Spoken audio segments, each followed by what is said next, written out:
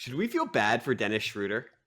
All right, so Dennis Schroder is in this interesting place where he may engender a measure of sympathy for getting $5.9 million a year. Now, I understand that that'd be a very difficult concept in regular life to get your mind around, but the reports were that he got offered a 4-year, $84 million contract extension by the Lakers during the season. He turned it down, he bet on himself, and now he's going to Boston, which is not as dope as LA, for $5.9 million, which is not as much as 84.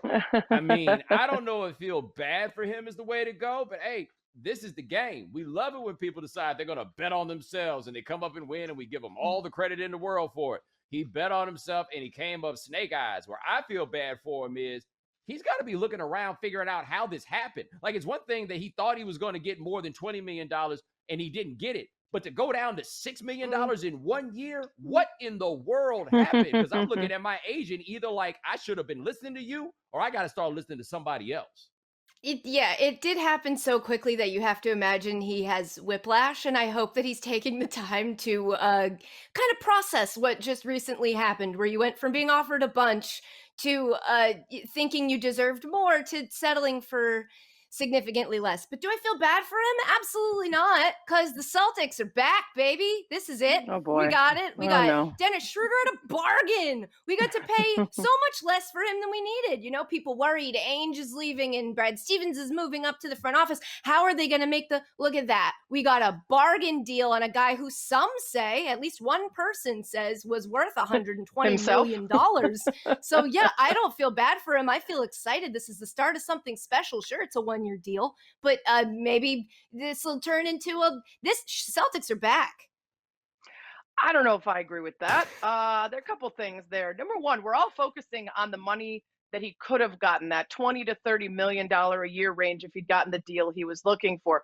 Let's also remember he's coming off a deal with the Hawks that ended him traded to the Lakers, where he was making almost $18 million a year. So not only is he not making as much as he could have had from the Lakers or wanted, but also not much as he was making before this. He went way down in cost. Now, there's one slight opportunity for him to spin this into something great, and that's to your point, Katie.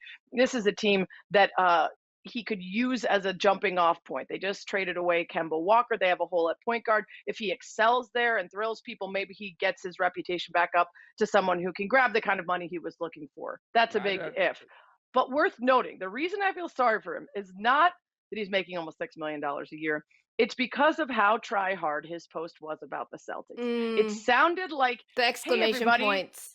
It was, this is a great franchise and I'm going to give my all. Like, it sounded like you posted, hey, everybody, this is my new boyfriend. He is very good looking and also quite successful. Like, y'all don't need to do that if you go somewhere and you're really happy about it and everyone should be happy for you. Most players are just like, hey, Dallas, happy to be here. You were doing way too much. Hey, I do have to say this, though. Katie says the Celtics are back. I feel like the Celtics are in a place that they had never been before. They've got this long track record issue of, like, getting black people to voluntarily go sign up to be there. If they have an option to go anywhere else, it's been a really difficult thing for them over the years. And I understand the Schroeder's from a different country, but they got a black dude to show up on a bargain and sound happy about it.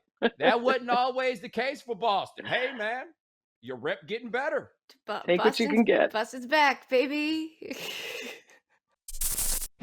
Thanks for watching ESPN on YouTube. For live streaming sports and premium content, subscribe to ESPN+.